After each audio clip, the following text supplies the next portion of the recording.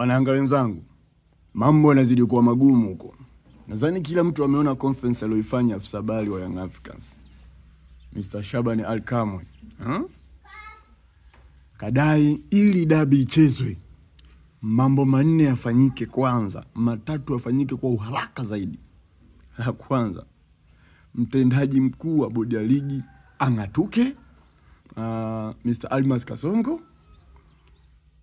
Kamati ya usimamizi na uendeshaji wa bodi ya ligi soka Tanzania bara ivunjwe. Sikama naelewa.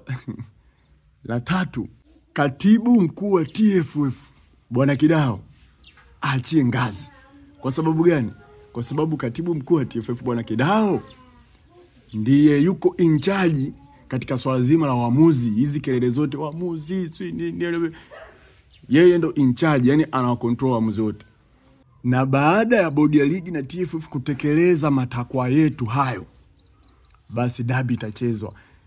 Lakini pia si tarehe 15, ni tarehe nyingine ambayo itapangwa. Sasa hapa ndo kuna kwenda kuanza kipengele kipya.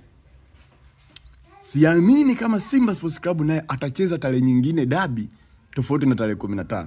Sasa hapo ndo kizungumkuti, disaster inakwenda kutokea, bonge ya janga. Yanga tumesema tutacheza mechi lakini si tarehe 15. Na je, TFF na bodi ya ligi wataendelea kusimamia msimamo wao kwamba dabi iko pale pale tarehe 15?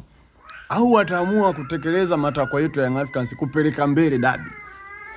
Na wakishapeleka mbele Simba watakubali kucheza?